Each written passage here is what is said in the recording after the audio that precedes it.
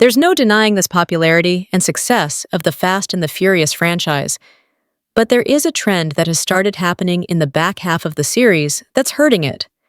As a whole, Fast and Furious movies have undergone a pretty major overhaul compared to where they began, which is part of the issue. The biggest problem with the Fast and Furious franchise is that it keeps bringing characters back from the dead. They certainly aren't the first movie series to ever pull this off, as Star Wars brought back Emperor Palpatine and Wonder Woman 1984, awkwardly brought back Steve Trevor, which is just covering recent years.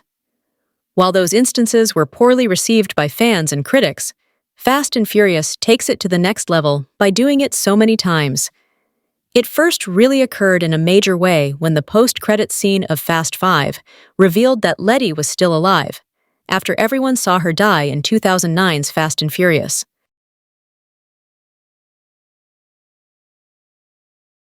Since then, the franchise has continued on with this trend, and each time, it has had worse results.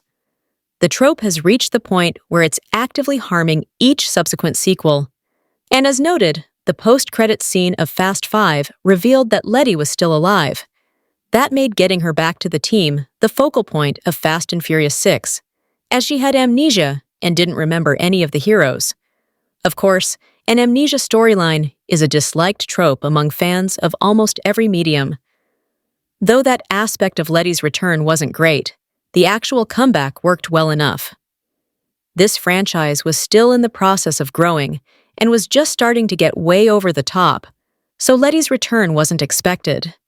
It also helped that Michelle Rodriguez is a crowd favorite and longtime fans wanted her back.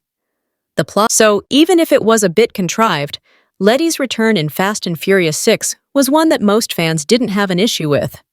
Things started to really take a turn for the worse, with bringing people back from the dead when Han appeared in the F9 trailer.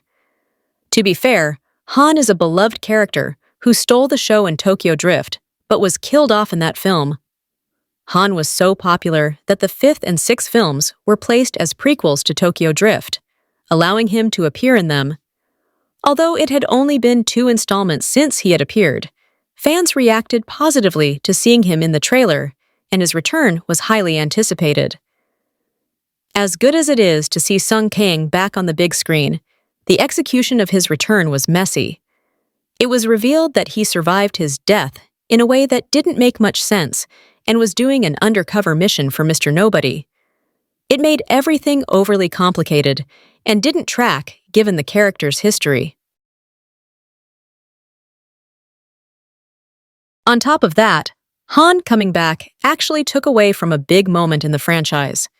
His death was an emotional one when it first happened, but had added importance when it was revealed that Deckard Shaw was behind it.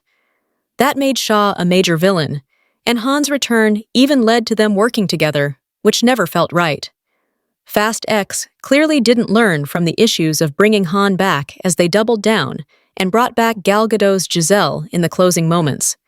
Even more than Han's return, this makes no sense, and whatever explanation they come up with for the sequel is likely to be sloppy.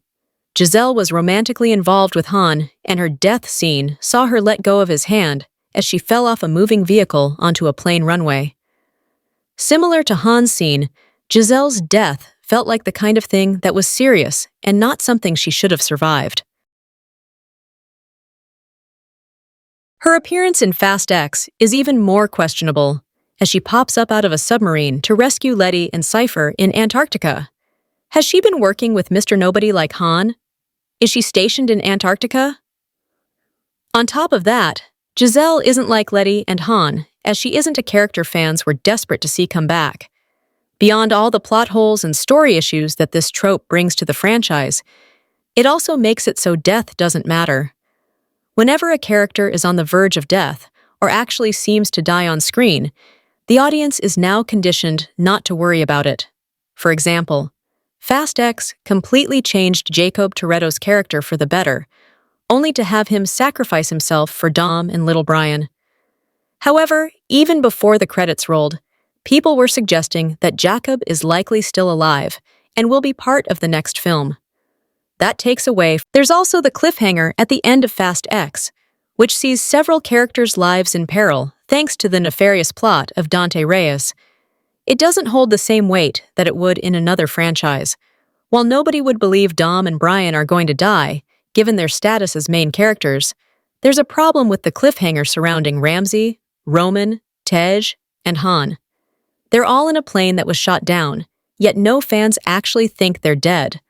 Such a pivotal Fast and Furious scene, meaning so little, is a huge disappointment.